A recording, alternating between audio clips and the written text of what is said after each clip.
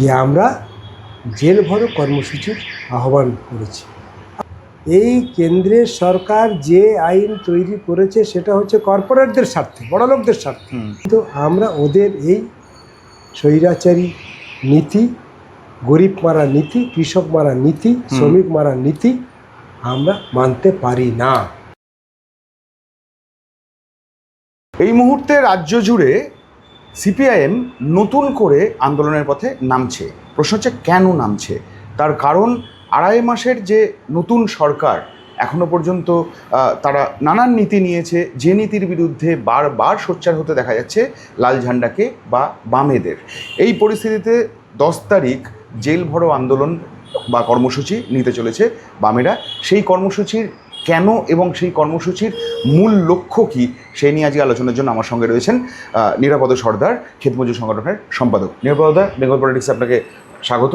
এই 10 তারিখের কর্মসূচি কেন এত গুরুত্বপূর্ণ বলে মনে হচ্ছে আপনাদের কাছে? আমরা এই সময়কালের মধ্যে আমাদের দেশের রাজনীতি যেভাবে মোড় নিয়েছে, বিজেপি ক্ষমতায় আসার পর দেখবেন তারা যে নীতি অবলম্বন করছে সেটা সবই হচ্ছে কর্পোরেটদের স্বার্থে, বড়লোকদের স্বার্থে।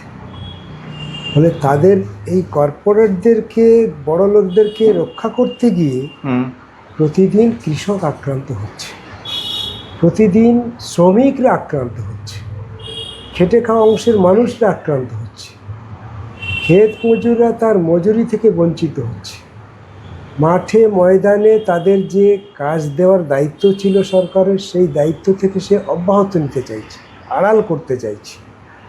আর সারা দেশের যদি মহিলাদের কথা বলি তাহলে দেখবেন যে মহিলাদের এই নির্যাতন কিন্তু দিনের পর দিন বাড়ছে, কমছে না। আচ্ছা, অন্যদিকে মানে কাজ না পেয়ে বেকারত্বের হার, তার মাত্রাটা এমন জায়গায় গেছে যে জিনিসপত্রের দাম যে হারে বাড়ছে তার চাইতে অনেক বেশি হারে আমাদের দেশে বেকারত্বের হার বেড়েছে এই মোদির রাজত্বে। আচ্ছা, ফলে একটা অদ্ভুত পরিস্থিতি তৈরি হচ্ছে আমাদের রাজ্যে। বারবার বলার পরেও তারা এই সমস্ত জিনিসের উপরে ভ্রুক্ষেপ করছে না। এমনকি বেশ কিছু আইন এদিক ওদিক করলো, পরিবর্তন করলো। আপনারা দেখবেন যে শ্রম আইন পরিবর্তন করেছে, শ্রম কোড বলছে। দেখুন, এই শ্রম কোডে যা বলা আছে তা হচ্ছে শ্রমিকরা যে যে কলে কারখানায় কাজ করে তার একটা লিমিট বেঁধে দিয়েছে যে তোমার এই কারখানায় যদি 100 জনের কম লোক থাকে তাহলে তুমি আর আন্দোলন করতে পারবে না। আচ্ছা, মালিক যা বলবে সেটাকেই তোমাকে মানতে হবে। মানে শ্রমিকদের যে অধিকার ছিল লড়াই করার, আন্দোলন করার, মালিকের সঙ্গে একটা দর কষাকষি করার, আমাকে এত দিচ্ছ পোষাচ্ছে না, আমাকে দিতে হবে আর একটু, এই যে একটা সুযোগ ছিল কথাবার্তা বলার, এই সুযোগ আটকে দিল ওই আইনের বলে। ফলে মালিক যে রেট করে দেবে সেই রেটটাই মানতে হবে। অন্যদিকে করলো কি, 8 ঘন্টার পরে সবাই একটা ওভার ডিউটি করতো। এবার বলছে ওই আইনের বলে যে না, 8 ঘন্টা নয়, ওটা 12 ঘন্টা করতে হবে। সেটা এটা কাদের স্বার্থে করছে? তাহলে 12 ঘন্টা কি কাজ করা আজকের দেশের যা পরিস্থিতি সেটা কি বাস্তবসম্মত? বিজ্ঞান কি বলছে? পৃথিবীর তাপমাত্রা কিভাবে বাড়ছে? ফলে কর্পোরেট দুনিয়া যেভাবে আমাদের দেশের সম্পদ লুট করছে, তার পরিবেশের উপরে যেভাবে তার আক্রমণ বাড়াচ্ছে, তত দ্রুত আমাদের দেশের ভূপৃষ্ঠ গরম হচ্ছে। তাহলে পৃথিবীতে যখন সূর্যের তাপ পড়ে তখন যারা মাঠে ময়দানে কাজ করে তাদের শরীর সরাসরি সেই তাপ গ্রহণ করে। কলে কারখানায় যারা তাপ গ্রহণ কাজ করে তাদের উপরে মানে প্রেশার পড়ে, স্বাভাবিকভাবে তাদের শ্রমশক্তি কমতে থাকে। এটা হচ্ছে বিজ্ঞান। আমরা দেখেছি এই সময়কালের মধ্যে যে মানুষ আর 8 ঘন্টা কাজ করতে পারছে না। আচ্ছা,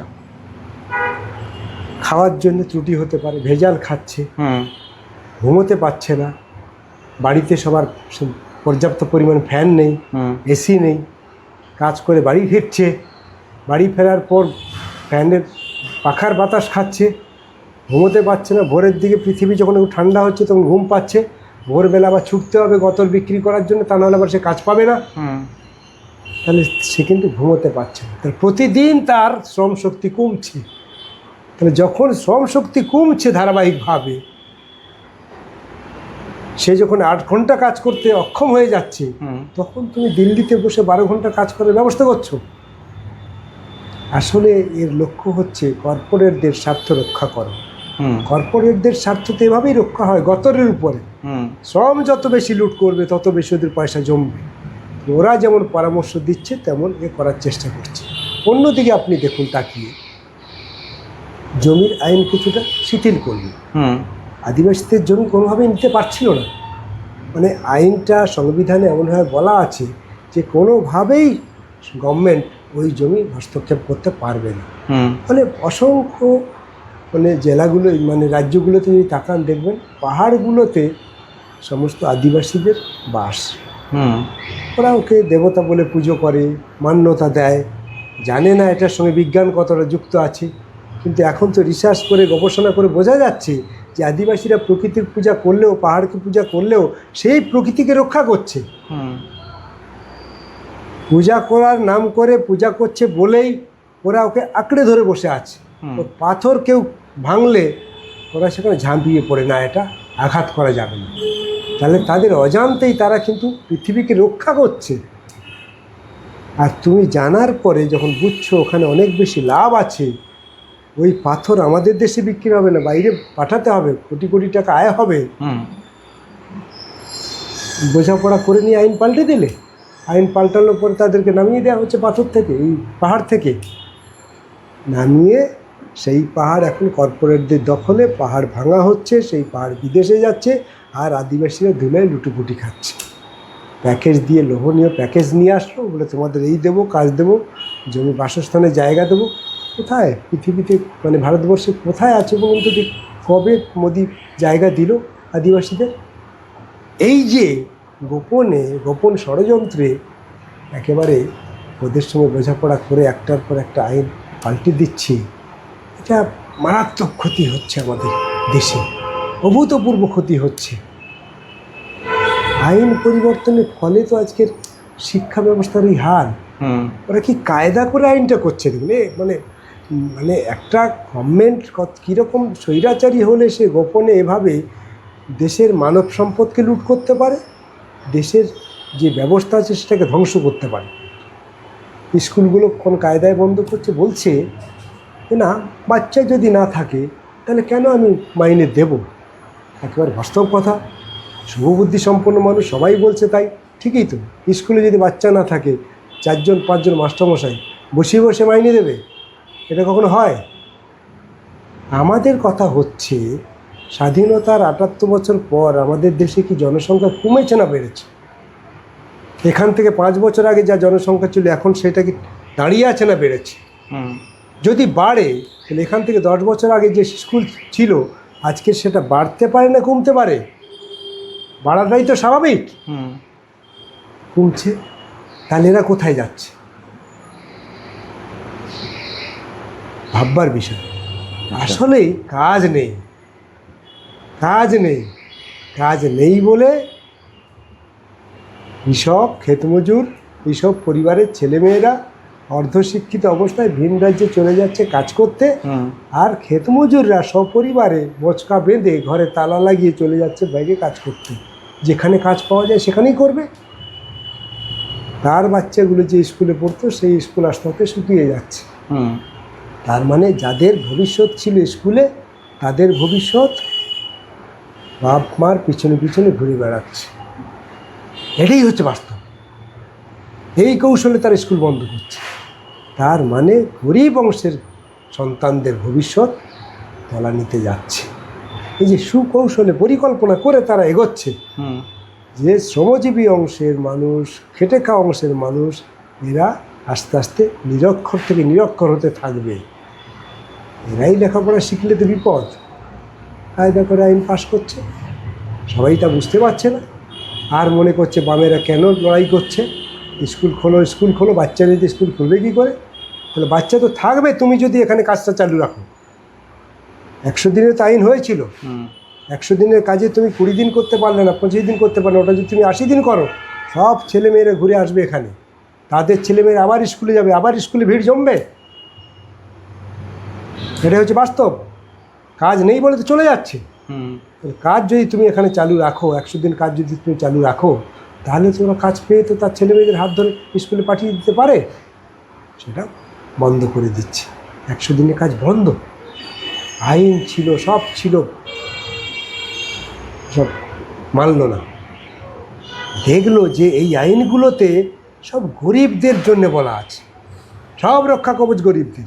কাজ না পেলে কোর্টে যাবে, টাকা না পেলে কোর্টে যাবে, আমার বরাদ্দ কমলে আন্দোলন করবে, অদ্ভুত রকমের। আর ওরা কোর্টে গেলে আমাদের মতন লোক যারা দেশ চালাচ্ছে, দুনিয়া চালাচ্ছে, মুখ্যমন্ত্রী, প্রধানমন্ত্রী, তাদেরকে কোর্ট ডেকে পাঠাচ্ছে, ওই ছোট লোকদের মামলাতে আমাদের হাজিরা দিতে হচ্ছে। বন্ধ করো, বন্ধ করে দেয়া হলো।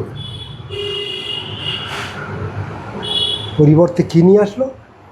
ভিভি গ্রামজি প্রকল্প। মানে এই সেই প্রকল্প তো শুরু প্রকল্পটাকে হয়েছে। এমনভাবে এনেছে, মানে দেখুন, এইটা হচ্ছে স্বৈরাচারীর আসল রূপ। সবাই সেটা দেখতে পায় না, কিন্তু বামপন্থীদের চোখ আড়াল করতে পারে না। এটাই তো অন্যদের সঙ্গে আমাদের তফাৎ। সিপিএমের তফাৎ কোথায়? এভাবেই তো তফাৎটা দেখতে হবে, বুঝতে হবে যে সিপিএম, বামপন্থীরা এরা ঠিক ধরে ফেলেছে যে আজকে তুমি এই প্রকল্পকে আনলে কেন? ওই প্রকল্পে কাজের কোনো গ্যারান্টি নেই। হুম ওই প্রকল্পে টাকা বরাদ্দ করতেও পারে বা নাও করতে পারে। ওই প্রকল্পে কাজের টাকা না পেলে কোর্টে যাওয়ার কোনো স্কোপ নেই। মানে গরিব মানুষের যে অধিকার গরিব মানুষ পেয়েছিল, আইনি অধিকার পেয়েছিল, হুম সেই অধিকারটাকে এক লহমায় একবারে নামিয়ে দিল। আর যেই 125 দিন বলেছে ওরা, তাতে গরিবদের মধ্যে একটা দোদুল্যমানত এসে গেছে। 100 দিন তো আমরা পাচ্ছিলাম না, 125 দিন পাবো। হুম তাহলে তো এটা ভালো, যাতে ওরা আন্দোলন করতে না পারে তার জন্য একটা ব্যারিকেড তৈরি করলে, খুব কায়দা করে। দেখুন অন্য এটা, মানে ওইটা করার পর দেখুন, আপনি ভালো করে ভাবুন, আপনারা যারা শুভবুদ্ধি সম্পন্ন মানুষ আছেন, ওইটাতে 100 দিনের কাজে বিরাট আইন ছিল, কড়া আইন ছিল। আইন থাকার পরে কত কাজ পেয়েছে আমাদের রাজ্যে? 47 দিন বামেরা দিয়েছিল। তৃণমূল আসার পরে 37-এ নেমে গেল। সারা দেশে 40%, কেরালাতে 53%। আইন থাকার পরেও, তাহলে এত আইন থাকার পরেও আমরা 60% পৌঁছতে পারলাম না কাজ করতে। আর যেখানে কোনো আইন নেই সেখানে 125 দিন কাজ পেয়ে যাবে সবাই। অবাস্তব জিনিসটাকে নিয়ে আসছে। আমরা এই সব মিলিয়ে যা দেখছি, আমরা বারবার বলার পরেও টনক নড়ছে না। সেই কারণেই কি এই আমরা 10 তারিখটাকে এজন্যই বেছেছি যে আমরা জেল ভরো কর্মসূচির আহ্বান করেছি। আপনারা দেখেছেন 2018 সালে, মানে এই যে জেল ভরো কর্মসূচি, এই মানে এই কর্মসূচিটা আপনাদের সারা ভারতবর্ষেই হবে? সারা দেশ জুড়ে। আপনারা দেখুন যে 2018 সালে ডাক দেওয়া হয়েছিল, হুম তখন কৃষক শ্রমিকের আহ্বানে হুম ডাক দেওয়া হয়েছিল। কিছু আন্দোলন ছিল, সবই ছিল কেন্দ্রীয় ভিত্তিক। এবারও কেন্দ্রীয় ভিত্তিক দাবিগুলো আছে, কিন্তু এবার আরও বাকি সংগঠনগুলো যুক্ত হয়েছে। মানে আমরা বলছি যে এই কেন্দ্রের সরকার যে আইন তৈরি করেছে সেটা হচ্ছে কর্পোরেটদের স্বার্থে, বড়লোকদের স্বার্থে। হুম আর সেই আইন প্রয়োগ করা হচ্ছে খেটে খাওয়া অংশের মানুষের উপরে। সেই আইন প্রয়োগ করা হচ্ছে কৃষক, ক্ষেতমজুর, শ্রমজীবী অংশের মানুষের উপরে। তার মানে তার প্রভাব পড়ে নারীদের উপরে, তার প্রভাব পড়ে প্রজন্মের উপরে, প্রজন্ম তার প্রভাব পড়ছে। ফলে গোটা দেশ ক্ষতিগ্রস্ত হচ্ছে। হুম তাই আমরা এই আইন মানি না, আমরা এই আইন ভাঙতে চাই। এই আইন ভেঙে আমরা সাধারণ মানুষের স্বার্থ রক্ষা যাতে হয়, আমাদের দেশ যাতে সুরক্ষিত হয়, সংবিধান যাতে সুরক্ষিত হয়, তার জন্যে এই জেল ভরো কর্মসূচির আহ্বান করেছি। আইন ভাঙা কর্মসূচি, আইন অমান্য কর্মসূচি, যাই বলেন না কেন। পারলে আমাদেরকে জেলে নিয়ে যাবে, জেলে আটক করে রাখবে, লক্ষ লক্ষ লোক বেরোবে ওই দিন, যত খুশি পারবে নিয়ে যাক, কিন্তু আমরা ওদের এই স্বৈরাচারী নীতি, গরিব মারা নীতি, কৃষক মারা নীতি, শ্রমিক মারা নীতি আমরা মানতে পারি না, বামেরা মানতে পারে না। তাই আজকের গোটা দেশ জুড়ে ডাক দেওয়া হয়েছে। আমাদের রাজ্যে 4টে সংগঠন, শ্রমিক, কৃষক, ক্ষেতমজুর, বস্তি ফ্রন্ট। আচ্ছা, আমরা 4টে ফ্রন্টকে এখানে যুক্ত করেছি এই জন্যই, এই যে 3 মাস হলো এই সরকার আসার পরে দেখেছেন 3 মাসে কী করেছে। 3 মাসে বস্তি উচ্ছেদ হয়ে যাচ্ছে, 3 মাসে রেলে যারা হকারি করতো তাদেরকে চুরমার করে দিচ্ছে। আসার সঙ্গে সঙ্গে মানে কুরবানি বন্ধ, মানে যে সংস্কৃতি ছিল আমাদের রাজ্যে, হিন্দু মুসলমানের ঐক্য ছিল, সেই ঐক্যটাই কোন কায়দায় ভাঙতে চাইছে তারা। কুরবানি বন্ধ কাদের জন্য? মুসলমানদের জব্দ করার জন্যে, ধর্ম আঘাত দেওয়ার জন্যে। কাদের ক্ষতি করলে তুমি? গরিব মানুষ, গয়লা, আদিবাসী, তফসিলি জাতি, মধ্যবিত্ত, নিম্নবিত্ত মানুষরাই তো গরু পোষে, তার জীবন জীবিকার জন্য পোষে, এটা তার অর্থনীতি। আজকে সেই গরু বিক্রি হলো না, গরুর হাটগুলো সব বন্ধ, ভাবুন।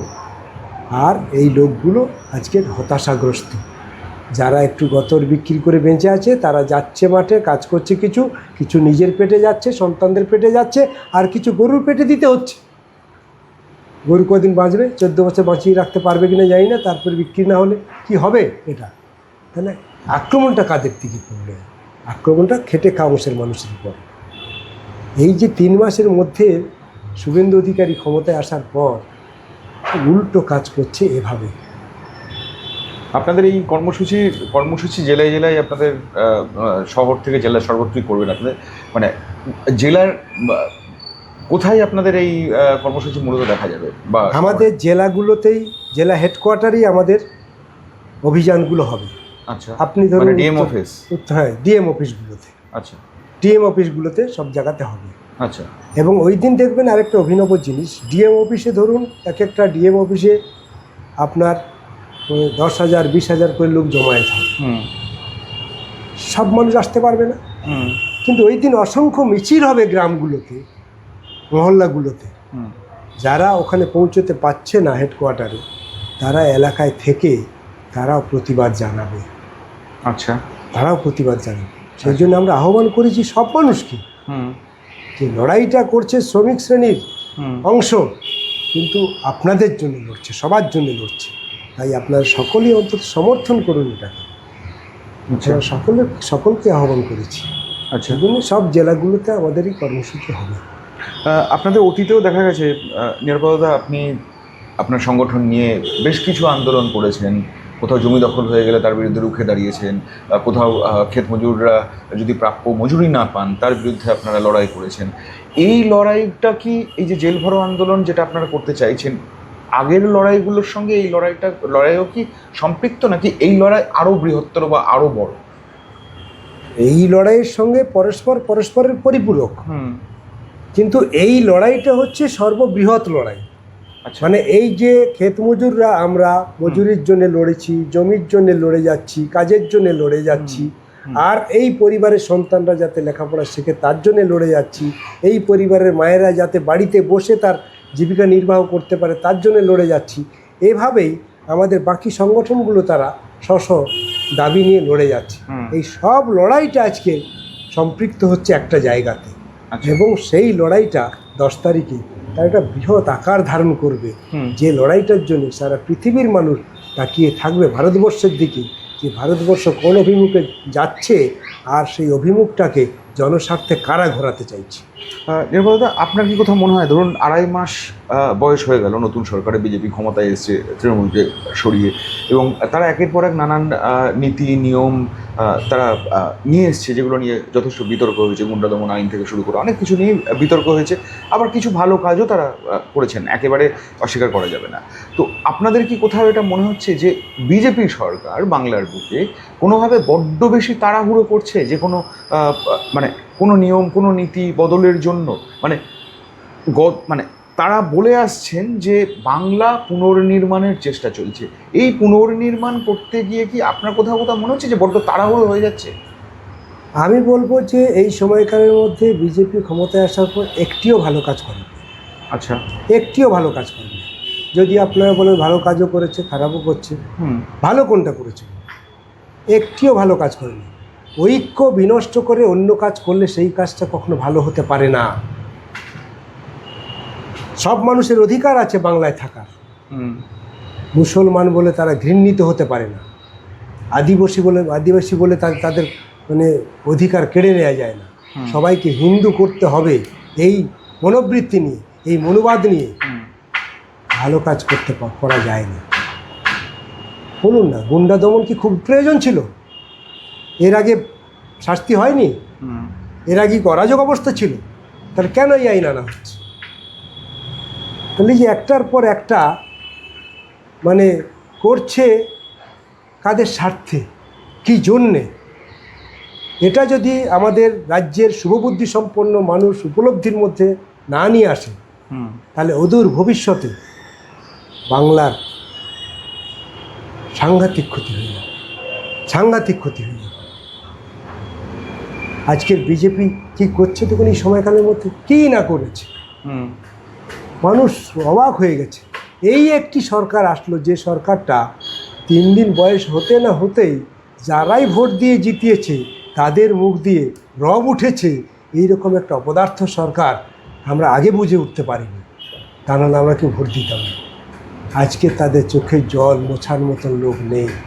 কিন্তু বিজেপির বিকল্প কে হতে পারতো? বিজেপির তো মানে আমি বলতে চাইছি যে তৃণমূল সরকার থেকে সরানো টার্গেট ছিল, মানুষ বিরক্ত ছিল, মানে ক্ষুব্ধ ছিল তৃণমূলের নানান দুর্নীতি, নানান অভিযোগের কারণে। কিন্তু তৃণমূলের বিকল্প তো একমাত্র বিজেপি হতে পারতো। আজকে দেখুন, তৃণমূলের বিকল্প বিজেপি কেন হবে? তৃণমূল যখন রাজত্বে ছিল, তৃণমূলকে কে বা কারা নিয়ে এসেছে আমাদের রাজ্যের শুভবুদ্ধি সম্পন্ন মানুষ একদম জানে না তা তো নয়, অনেক বেশি করে জানে যে কাদের স্বার্থে আজকের তৃণমূলের জন্ম হয়েছে, কারা নিয়ে এসেছে। সেই আরএসএসের গোপন উদ্দেশ্য পূরণ করার জন্য বিজেপির সাহায্যে আজকের তৃণমূলকে এখানে আনা হলো। তৃণমূলকে দিয়েই তারা ক্ষমতায় আসবে বলে পরিকল্পনা করেছিল এবং আসলো তাই। তাহলে তৃণমূল যা যা করেছে তার বিরুদ্ধে আপনি বলুন, জনগণকে ঐক্যবদ্ধ করার কাজ, জনগণের স্বার্থ রক্ষার জন্যে কারা গোটা রাজ্য জুড়ে আন্দোলনে সরব ছিল? একটা দিন দেখাতে পারবেন না যে বামেদের কোথাও আন্দোলন নেই। প্রতিদিন বামেরা ময়দানে ছিল, একটা সিটও বামেদের নেই। কিন্তু বামেরা গরিবদের জন্য, শ্রমজীবী মানুষের জন্য, কৃষকদের জন্য প্রতিদিন জান লড়িয়ে তারা মাটিতে বুক দিয়ে তারা রক্ষা করেছে মানুষকে। এই লড়াইটা মিথ্যে হতে পারে না। আজকের মানুষকে নানান প্ররোচনা দিয়ে ভুল বুঝিয়ে ক্ষমতায় আসতে পারে বিজেপি। এই রাজ্যে যদি ঠিকঠাক ভোট হয়, মানুষকে যদি সেই অধিকার দেওয়া হয়, সেই প্ররোচনা যদি না দেওয়া যায়, তাহলে মানুষ কিন্তু ভুল পথে যাবে না। মানুষ আবার বাংলার মানুষ বামেদেরকে নিয়ে আসবে। এবার তো মানুষের প্রত্যাশা ছিল বামেদেরকে নিয়ে আসবে, কিন্তু শেষ মুহূর্তে মানুষ ভোটের বাইনারিতে, হিন্দু মুসলমানের রাজনীতিতে, ধর্মের রাজনীতিতে মানুষ অন্ধ কানাগলিতে চলে গেল, জাতপাতের রাজনীতিতে অন্ধ কানাগলিতে চলে গেল, মানুষ বেরিয়ে আসতে পারল না। তাহলে আজকের ধর্ম আর রাজনীতি যারা প্রয়োগ করছে তারা অপরাধ করছে না? এটা অন্যায় না? এর বিরুদ্ধে লড়াই হবে না? এর বিরুদ্ধে আন্দোলন হবে না? এর বিরুদ্ধেই তো আন্দোলন করা দরকার। ধর্ম আর রাজনীতি এক হবে কেন? ধর্মের সঙ্গে তুমি রাজনীতি প্রয়োগ করবে কেন? আজকে তো এটা ক্ষমতায় আছে বলে চালিয়ে যাচ্ছে এটা। তার মানে মানুষের অধিকার কেড়ে নেওয়া হচ্ছে কোন কায়দায়, সেটাও তো আমাদেরকে বুঝতে হচ্ছে। সেই জন্যেই বিজেপির বিকল্প, তৃণমূলের বিকল্প বামেরাই ছিল, কিন্তু বামেরা এবার মানুষ সেভাবে বামেদেরকে আনতে পারলো না। আজকে শুনে দেখুন, ভুল করেছে মানুষ, বামেরা বলছে না, মানুষই বলছে। এবং দেখবেন এই সময়কালের মধ্যে বিজেপির কি ভরাডুবি হওয়া শুরু হয়েছে। এই রাজ্যেও দেখবেন, এই রাজ্যে পঞ্চায়েত নির্বাচনে দেখবেন কী হাল হয়েছে। নির্বাচিত আমি আবার ওই প্রসঙ্গটা থেকে ফিরে আসতে চাই যে 10 তারিখে কর্মসূচির কথা বলছেন আপনি, যেটা আইন ভাঙার কথা বলছেন। কোথাও কি আপনাদের এই কর্মসূচি ঘিরে জেলায় জেলায় ব্রিগেডের মতন একটা মাহল তৈরি হতে পারে? আপনি দেখুন, মানে আমি জনতার ঢলের কথা বলছি, জনস্রোতের কথা বলছি। ব্রিগেড একটা মানে কেন্দ্রবিন্দু। সেটা একটা কেন্দ্র definitely একটা উৎসবের মতো আপনি মানুষের। এই 10 তারিখটাকে যদি আপনারা পাখির চোখ করেন সাংবাদিকরা, হুম, দেখবেন যে পশ্চিমবঙ্গে কিভাবে মানুষ জেলায় জেলায় আছড়ে পড়ছে, সেটা যে জনসমুদ্রও যদি বলি হুম। তাহলে ভুল হবে। অবাক বিস্ময়ের মতন তাকিয়ে থাকতে হবে আপনাদের মানে 10 তারিখে। গোটা রাজ্যের বিভিন্ন জেলাতে আপনার নজর রাখবেন এবং কীভাবে মানুষ ঘর ছেড়ে বেরিয়ে আসছে। এই 3 মাসের মধ্যে আমাদের কি এমন শক্তি আছে?